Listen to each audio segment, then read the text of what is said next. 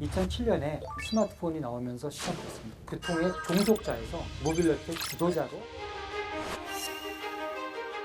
사람들이 새로운 걸 받아들이는 게 쉽지는 않아요. 네. 나와 충돌할까봐 불안해요. 떨어지면 그렇죠? 어떡해. 불편함. 그죠. 최고의 정보의 전문가. 교통하고 모빌리티 학계의 거두시죠. 예.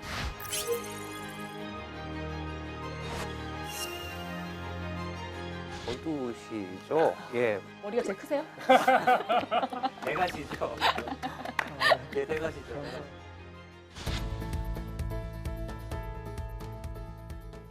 그 옛날 한 옛날에 몇십 년 전으로 우리가 가보면 네. 미래를 그리는 영화들 보면요. 뭐 스마트폰이나 노트북들 진짜 소품에 불과했습니다. 이게 가능할까? 이런 걸 우리가 현실에서 쓸 수 있을까? 이런 생각들 많이 했었는데요.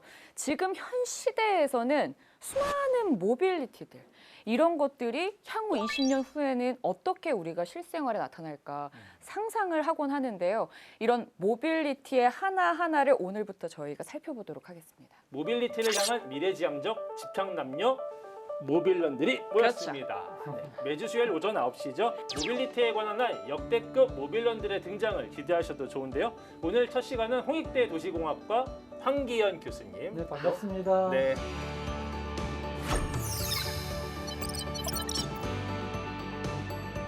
차두원 모빌리티 연구소 차두원 소장님과 함께합니다.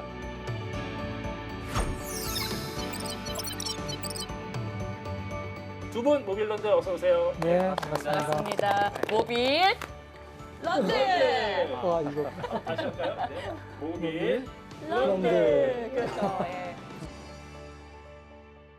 자, 우리가 오늘부터 이제 모빌리티에 대해서 하나하나 살펴볼 텐데요.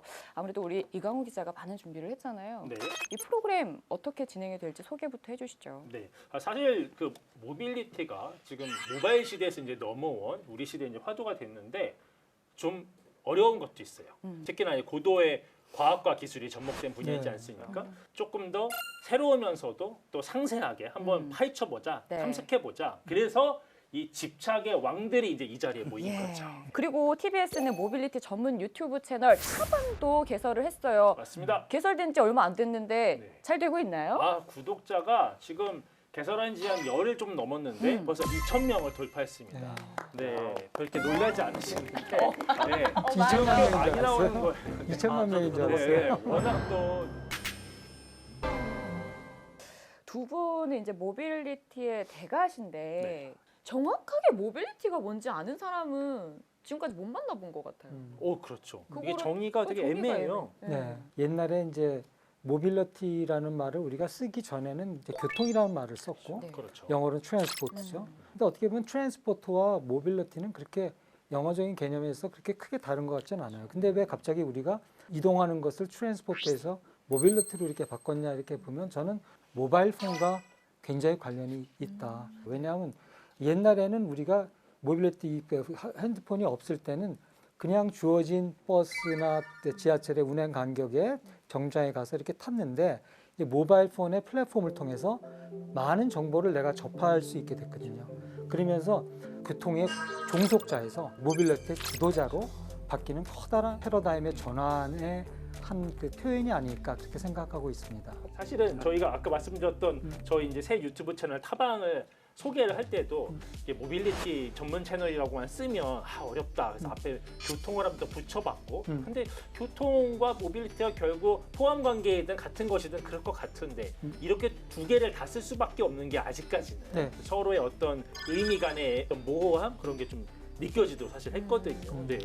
모빌리티라는 단어가 굉장히 빠르게 전파가 됐거든요. 교수님 말씀하신 대로 아이폰 나오고 모바일을 기반으로 이제 모빌리티가 굉장히 확산이 되고 있는데 결국은 이들의 특징이 뭐냐면은 기존에 없던 미지의 시장, 그 다음에 틈새 시장을 공략을 하면서 이 부분이 이제 모빌리티를 불리기 시작했던 거죠.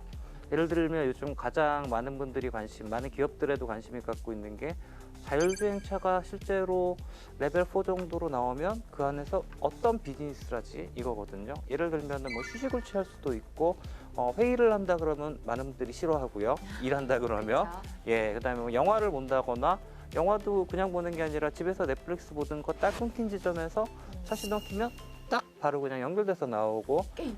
네, 게임도 그렇고요. 그다음에 가상현실도 그렇고 다양한 부분이 있어가지고 디바이스 다양성, 새로운 경험, 접근성 저는 이 세 가지를 모빌리티의 포인트로 보고 있습니다. 네. 그 원희룡 국토교통부 장관이죠. 지금 우리는 모빌리티 혁명의 시대에 살고 있다. 지금 소장님께서 그리고 교수님께서 말씀해주신 이런 것들 혁명이라고 표현을 한 걸까요? 아니면 더 커다란 뭔가 파괴적인 것이 있었을까요? 저는 그 모빌리티 혁명은 물리적인 이동에서 사이버 이동으로 가는 것이 아닌가라는 생각을 해요. 최근에 우리가 그 코로나를 겪으면서 구태여 우리가 이동하지 않아도 이동함과 같은 그런 뭐 여러 가지 현상들을 여러 가지 효과들을 많이 봤잖아요. 그러니까 뭐 원격 근무도 했고 텔리 커뮤팅도 해봤고 그래서 최근에는 또 우리 그 메타버스와 관련돼서 이제 텔리 프레젠스 실제로 내가 한국에 있지만 영국에 있는 회의에 나의 어떤 영상을 보내서 거기서 회의를 또 참여할 수도 있는 식으로. 근데 그건 잘 상상이 안 되긴 하네요.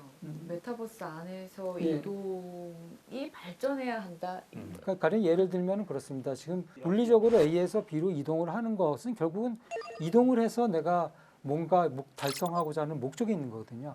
누구를 만나서 일을 한다거나 아니면 어떤 곳을 방문한다거나.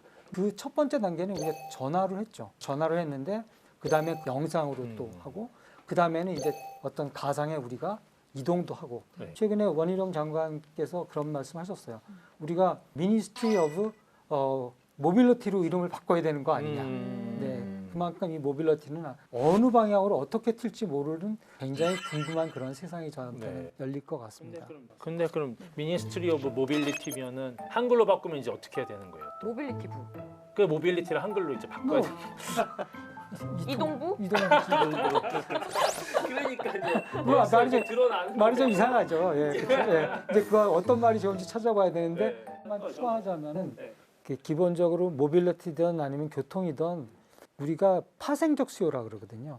물리적으로 이동을 해서 그 목적을 달성할 수도 있고 통신을 통해서도 또는 메타버스를 통해서도 그 이동의 목적을 달성할 수 있어요. 근데 저희 그 전통적인 교통에서는 항상 추구하는 게 뭐냐면 이 교통은 파생적인 수요이기 때문에 이 파생적인 수요는 없으면 제일 좋다는 생각을 하고 있어요. 왜냐하면 없어도 목적 활동을 할 수 있는데 구태여 있을 필요가 없고 또 있음으로 인해서 혼잡이 발생하고 사고가 발생하고 대기 오염이 발생하고 이런 문제가 발생하기 때문에 저희의 기본적으로 해왔던 거는 이 파생적인 수요의 교통을 없애자는 거예요. 되게 파격적이에요. 네.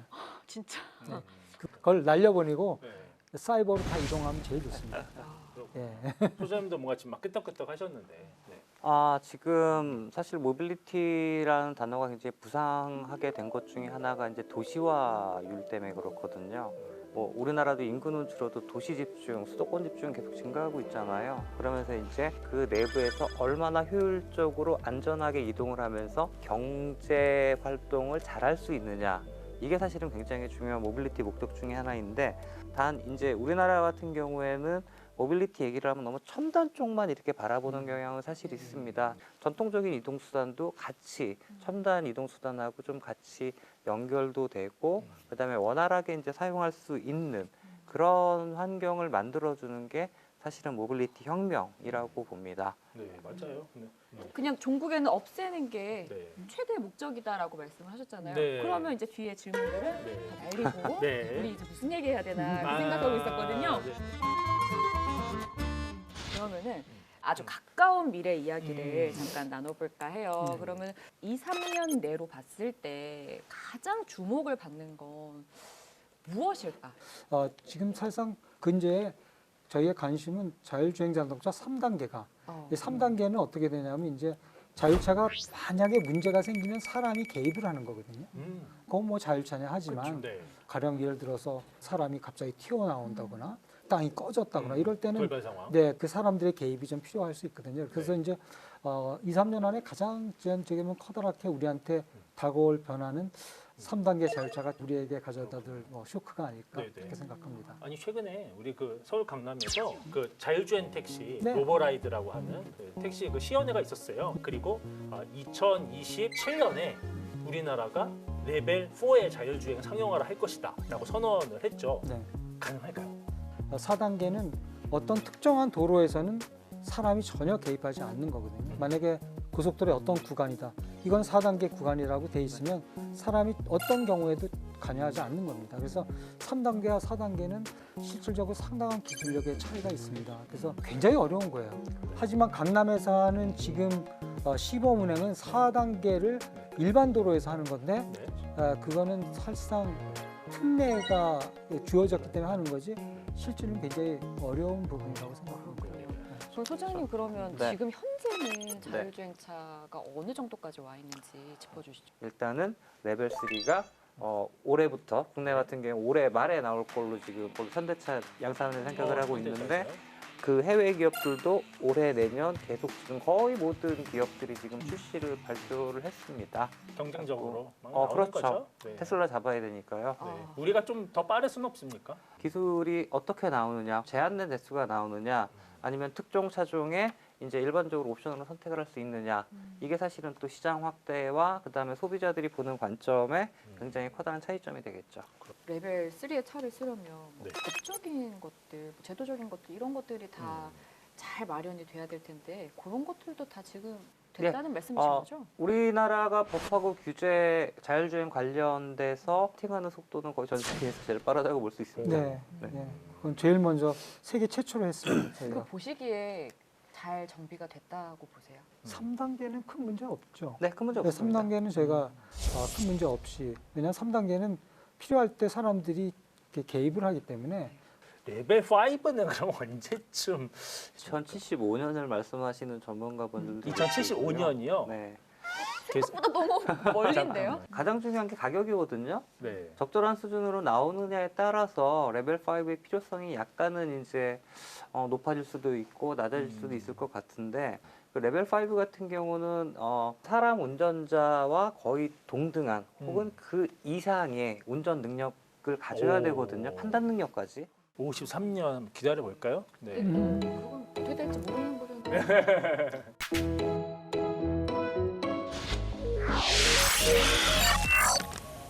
이렇게 자율주행차 이야기 해보고 또 이제 이어서 그 하늘을 나는 차 UAM 이야기를 좀 나눠보고 싶은데 네.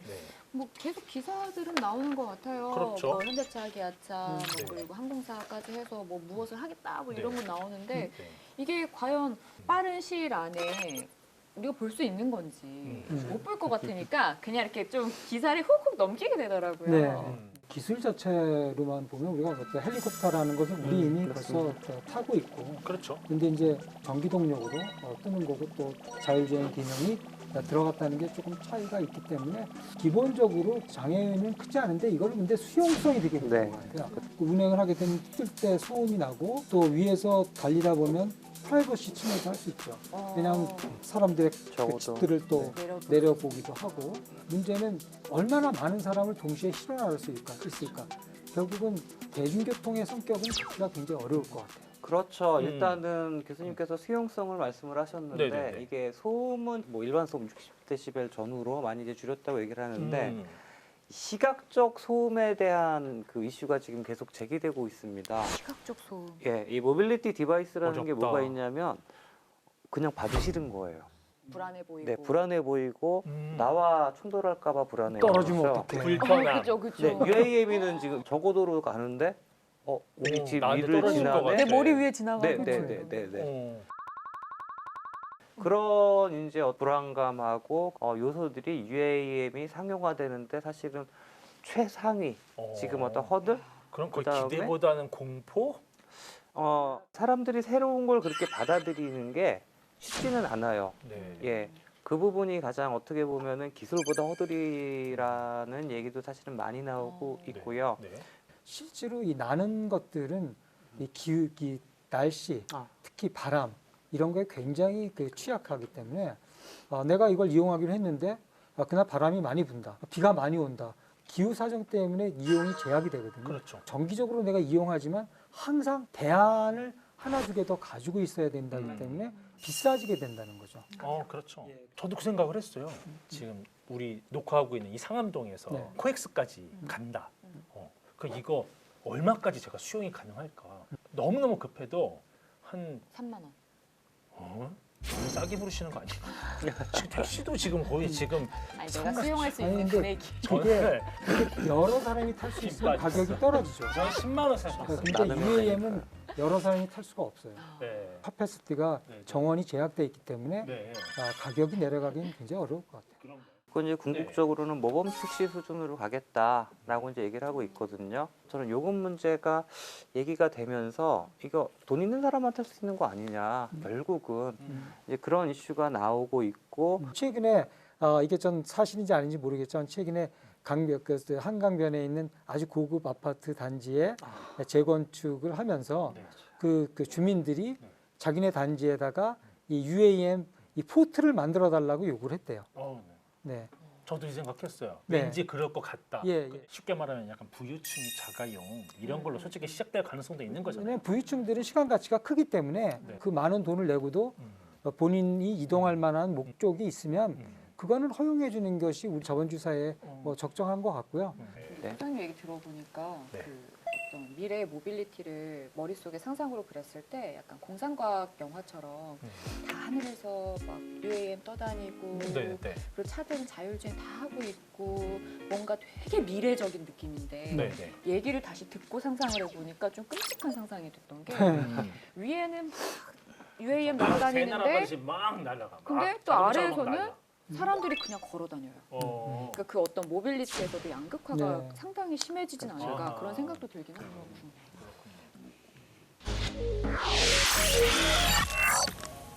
우리가 모빌리티로 상상해 볼 수 있는 미래를 한번 그려봤고요. 그렇다면 2022년 네. 올해에 관심을 가져야 할 모빌리티 이슈들 한 가지씩을 들어볼까요? 자율주행 자동차 3단계 네. 상용화가 가장 커다란 그 이슈고 그다음에 4단계를 세계 최초로 강남이라는 그 일반 도로에서 한다는 것이 저는 굉장히 커다란 이슈가 되고 또 아마 버스 같은 것들이 청계천에서 다니거든요. 이 정도 되는 밀도가 높은 도시에서 아, 자율주행 자동차를 실험한 경우는 없거든요. 네.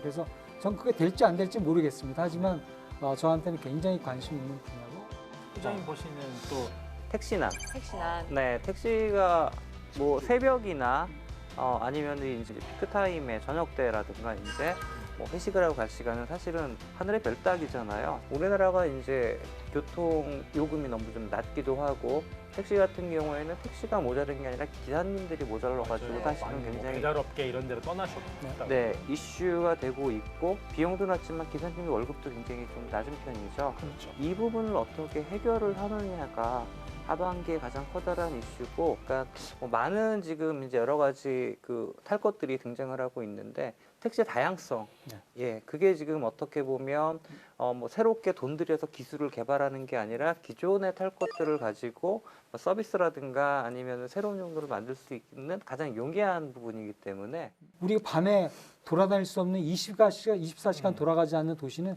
어떻게 우리가 뉴욕이랑 경쟁을 하겠습니까? 그렇죠. 네. 사실 우리 서울의 최대 장점이기도 하잖아요. 맞아요. 새벽에도 걱정 없는. 걱정 없는. 네. 네. 이렇게 오늘 저희가 이 모빌리티 전반에 대해서 이야기를 나눠봤어요. 그러니까 가깝게는 올해 안에 이슈가 되는 뭐 택시 문제도 그렇고 자율주행차 뭐 3단계부터 네. 뭐 UAM까지 그리고 멀게는 우리 2075년까지 갔었죠 아까. 맞아요. 자율주행차 5단계 네. 이런 얘기들도 나눠봤었는데요.